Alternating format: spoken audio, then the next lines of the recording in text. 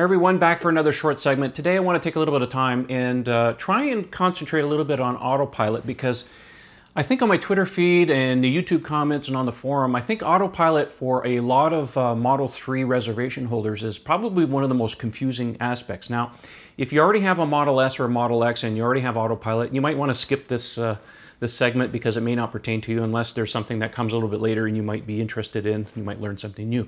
But this is really focused on the Model 3 people out there because we get a lot of questions about this. So without much ado, let's get right into it. So the first thing you need to understand about Autopilot is that it's two parts. There's a hardware component and there's a software component. Well, let's talk about the hardware. Every Tesla car, including the Model S, the Model X, and of course the new Model 3, include the full Autopilot hardware suite. Now that suite is composed of 8 cameras, a forward-facing radar, 12 ultrasonic sensors, and a deep neural network vision computer system, and it's included at no extra charge. You're not paying extra for this, it's built into the car. The software component, which is the second part, is what you pay for. So the Autopilot software suite is actually 2 levels. There's 2 tiers to it, if you will, and if you look at the Model S website, you'll understand. So the first tier is what's called Enhanced Autopilot. Sometimes it's shortened to EAP. If you see that on the website or you see that on the internet, that's what we're referring to. The second one is called Full Self-Driving, also shortened to FSD. Now the full self-driving part requires the first level. So that's why it's priced with, one layer and then the second one. So we'll get into these and try and explain it a little bit better for you. Before we get into that, one of the most common questions that I get is, if I don't buy Autopilot on the car, do I get basic cruise control? Because on the Tesla website, the only time cruise control is really mentioned is when they talk about Enhanced Autopilot. Now, I actually had to go out to social media and ask some current owners who had bought new cars with the Autopilot hardware suite, didn't pay for Autopilot in any shape, way, or form, to see if they had basic cruise control, because if you go to a Tesla store, all the cars in the fleet that are for test drives and on the showrooms all include Enhanced Autopilot. So the answer is yes. And the basic cruise control is, set a speed and let the car kind of go on the road, just like every other cruise control. The part that most people get confused with is something called traffic-aware cruise control. That requires Enhanced Autopilot. I'll get to that in a second. So even if you don't buy Autopilot, you do get some basic safety features, and there's 4 of them, and I pulled them straight from the Tesla website, and they're as follows. The first one is automatic emergency braking. Now that's designed to detect objects that the car may impact and applies the brakes accordingly. The second safety feature is called side collision warning, and that warns the driver of potential collisions with objects alongside the car. The third one is front collision warning, and that helps warn of impending collisions with slower moving or stationary cars. And the fourth and the last one is automatic high beams, which adjust the high and low beams as required. Now this last one, by the way, was just added in a software update that's currently rolling out to the fleet. So even though some of the other stuff is still coming or may already be present, that's a standard feature you can expect on the Model 3 as well. So the first tier of Autopilot is called Enhanced Autopilot. We usually shorten that to EAP. If you see that on the internet, that's what we're talking about. Now it's a $5,000 purchase if you buy it with the car. If you don't buy it, you have to pay $6,000. So there's a $1,000 penalty. So just keep that in mind for budgeting purposes. So I'm going to read a very short segment from Tesla's website as to what Enhanced Autopilot is. It goes like this. Enhanced Autopilot adds these new capabilities to the Tesla Autopilot driving experience. Your Tesla will match speed to traffic conditions. That's the traffic-aware cruise control portion I was mentioning before. It will keep your car in the lane, automatically change lanes without requiring driver input, transition from one freeway to another, exit the freeway when your destination is near, self-park when near a parking spot, and be summoned to and from your garage. Tesla's Enhanced Autopilot software has begun rolling out, and features will continue to be introduced as validation is completed, subject to regulatory approval. Now there's a few, we have to unpack this a little bit because there's quite a bit of stuff in here. So the first thing you need to understand is that sometimes you'll hear about previous versions of Autopilot and they have self-parking and lane stuff, and some of the stuff that's on Autopilot 2 is not quite there. And the reason for this is because last year Tesla transitioned to a new hardware suite known generally as AP2. Sometimes you'll hear it on the internet referred to as AP 2.5. And that was a small update that's been pushed out to the cars. It's nor here nor there. Some of the features are not there yet. One thing you need to learn about Tesla is that when it comes to their software updates, they're perennially late on this stuff. So when you hear Elon say it's going to be 2 or 3 months, it's never 2 or 3 months. They're always late on this stuff. Most of the stuff was supposed to be put into place by about December of last year, January of this year, and now we're August, and a lot of this stuff still hasn't happened yet. So a lot of this is future-looking technologies and features. So be prepared that you're going to be waiting a while for some of this stuff to come out. So let's talk about traffic-aware cruise control, usually shortened to TACC or TAC for short. Now what that is, it's an addition to standard cruise control. It's part of the Autopilot, enhanced Autopilot suite. And what it does is it uses the forward radar in front of the car to maintain a set distance between you and the car in front of you. You set that on the screen in the case of a Model 3. In a Model S or Model X, it's a turn on the Autopilot stock. So what it will do is automatically brake and accelerate for you even in city traffic conditions. So if you're in a traffic jam or whatever, you can just kind of set it and the car will just kind of advance and brake for you. So it's a really handy feature. A lot of people really like that. But again, it's part of the enhanced Autopilot suite. You have to pay for it. The other function of enhanced Autopilot is what Tesla calls on-ramp to off-ramp, straight from Tesla's website. Once on the freeway, your Tesla will determine which lane you need to be in and when. In addition to ensuring you reach your intended exit, Autopilot will watch for opportunities to move to a faster lane when you're caught between slower traffic. And when you reach your exit, your Tesla will depart the freeway, slow down, and transition control back to you. Again, this is a forward-looking feature, doesn't exist yet, but expect that to happen over time. The next one is called Auto Steer Plus. With your new Tesla Vision cameras, sensors, and computing power, your Tesla will navigate tighter and more complex roads. Again, this is a learning function that they have to still implement. They're refining it in their models, so expect this to get really good. Eventually, be able to do things like roundabouts and tighter streets. Right now, it works great on the highways, but in city traffic and urban areas, it's still a little bit touchy. There's plenty of videos. You can watch those online. The next part is called Smart Summon. Straight from the blurb, it says, with Smart Summon, your car will navigate more complex environments and parking spaces, maneuvering around objects as necessary to come and find you. Now, this is different from the current Summon, where you can tell the car to come in and out of a garage.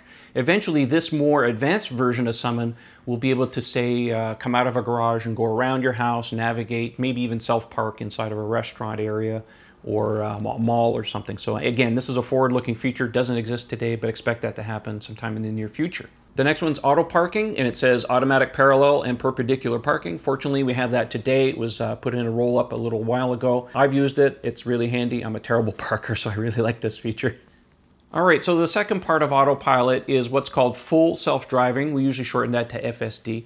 That's a $3,000 purchase if you buy it at the time when you order your car. Otherwise, you have to pay $4,000 after delivery. There's a $1,000 penalty, just like Enhanced Autopilot. Again, you need to pay for Enhanced Autopilot before you can enable full self-driving. Again, you can do that at any time. You don't need to go to a service center. You can just purchase it on the screen. The computer will reboot, charge your credit card, you're good to go. However, full self-driving is not here today. It's going to be a while before we see this. So some of you who want to maybe fund the program, great, buy it right away. Some of you may want to wait. You're not obligated to purchase this. Now, the blurb on Tesla's website is pretty long. I'm going to try and read it as best I can. So here we go. Build upon Enhanced Autopilot and order self-driving, full self-driving for your Tesla. This doubles the number of active cameras from 4 to 8. By the way, I should mention this. Enhanced Autopilot, even though the cars have 8 cameras, Enhanced Autopilot currently only uses, I think, 2 of the cameras. Eventually, we use 4. And the full self-driving will take advantage of the full suite of 8 cameras. Now, there was some confusion last year when they announced this, that people thought that the car would only come with 4 cameras and you had to take it in and do a hardware upgrade to 8 cameras. That's not the way it is. It only activates 4 of the 8 cameras to begin with. Anyhow, moving on. It will enable full self-driving in almost all circumstances. There's your caveat right there. And what we believe will be a possibility of safety and at least twice as good as the average human driver. The system is designed to be able to conduct short and long distance trips with no action required by the person in the driver's seat. For superchargers that have automatic charging connections enabled, you won't even have to plug into your vehicle. This is kind of interesting. Again, Tesla has plans to update certain superchargers, not necessarily all of them, but certain superchargers with some kind of automatic charging function. We've seen the robot snake before. I don't think they're going to do anything with induction charging, so we'll have to wait and see what happens with that in the near future. All you will need to do is get in and tell your car where to go. If you don't see anything, the car will look at your calendar and take you to where the assumed destination, or just home if nothing is on the calendar. Your Tesla will figure out the optimal route, navigate urban streets, manage complex intersections with traffic lights and stop signs and roundabouts, and handle densely packed freeways with cars moving at high speed. When you arrive at your destination, simply step out at the entrance and your car will enter Park Seek mode. Automatically search for a parking spot and park itself, and tap on your phone to summon it back to you. Again, I have to mention here on Tesla's thing that self-driving functionality is dependent on extensive software validation and regulatory approval. So even though the software may be ready and the technology might be ready, as far as jurisdictions are concerned all over the world, they have different laws as far as this is concerned. So this is a long-term function, and it's also part of the ride-sharing network that Tesla is developing as part of their master plan part 2 that they've talked about last year. So once again, before we get into Q&A, just want to reiterate, the cars come with the hardware required to do this autopilot stuff. It's the software capabilities that you pay for, either at the time of purchase or after the fact. And there's 2 levels. There's enhanced autopilot and there's full self-driving. Full self-driving is dependent on enhanced autopilot. You have to have the first one before you can get to the second one. So let's get into Q&A. So Eric comes in and he says, will there be a trial period to try out Autopilot after delivery of the car, then still be able to purchase for $5,000 or download it, or it will be $6,000? That's a really good question, Eric. Thanks for sending this in. Tesla did do a trial, I think it was last year. If people bought a car equipped with Autopilot and didn't activate it, they gave people a 30-day trial period, and if you chose, you paid for it. There's no discounting. It's basically the full price, and I believe it's the full price after delivery because technically you are taking delivery of it after the car, so you have to pay the full $6,000 for that. Another Eric comes in and he says, will the AP2 or Autopilot 2 hardware be working in the background for Tesla networking purposes, even if I don't buy the Autopilot package? Excellent question. I do believe, and I'm just going by tweets that Elon put out last year, that the Autopilot software suite, whether you activate it or not, is actually still running in shadow mode on the cars, and it's actually learning. And this is part of their fleet learning mechanism where they're taking data. Now, there's been recent reports, of course, with Autopilot uploading huge amounts of small little clips and stuff, especially when people are connected at home on their Wi-Fi, up to Tesla servers, so they can pull some of that information and to do deep neural network learning on this technology. So I expect this to actually be the case, and until we see anything different, that's what we can expect to see. Chris writes in, he says, how will it work in the snow? Will it work in the rain? Well, I'll tell you right now, Autopilot version 1 and 2 work great in the rain. I've tested it personally, heavy downpour coming down from up north, and it was perfectly fine, no issues. Now, as far as the snow is concerned, that's going to take some work. You know, Tesla's in California, they don't really get snow. So it's something they'll have to test with and see what happens. Now, with 8 cameras, they can do a lot of filtering, I'm sure, to be able to take out snow in situations. Of course, if road signs are covered, they may or may not know. But that's part of the Autopilot features, though, too, is something called high definition maps, sorry. And those maps will eventually contain more information rather than just streets and stuff. It'll have like where most of the street signs are and that kind of information. So I expect this technology to really improve as they go. Twitter follower Flo writes in, what do you think about the mirror camera inside the Model 3? Is it for future Tesla driving network, safety, or other ideas? Excellent question. Now, for those of you who don't know, the Model 3 was recently, well, there's some pictures that Tesla put out, PR pictures, that showed there's a little small camera pointing on the inside of the car, and it's housed in a little mirror housing. They haven't said too much about this. I do believe it's part of their ride-sharing network that's coming in the future. I personally believe that it's for perhaps monitoring occupants inside the car in the ride-sharing fleet, so we'll have to wait and see. But right now, there's no fears, nobody's spying on you. It's not active yet. Vitz writes in, can Autopilot deal with contraflow on highways yet? Also, can it deal with temporary speed limits displayed on overhead gantries? The answer is no, not yet.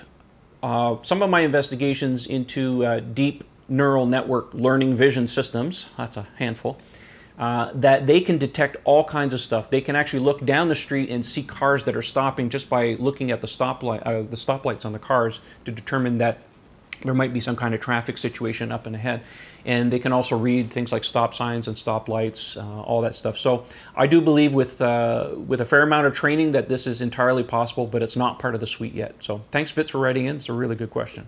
Well, that's it for now for the Autopilot stuff. I want to thank everybody for writing in with the questions. Hope it answers most of your stuff. If you have more, put them in the comments below. We'll try and answer as best we can. But I just wanted to give a quick overview for those of you who are still confused about Autopilot, whether you have to buy it or not. You have the choice.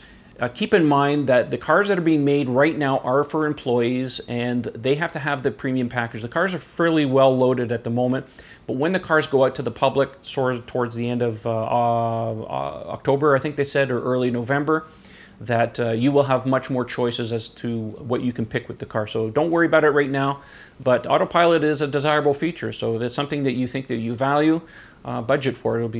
It'll be worth your while. I like it. Pretty cool feature. I'm certainly getting it on my car. Anyhow, that's it for today. Make sure you follow me on Twitter. The handle is @Model3Owners.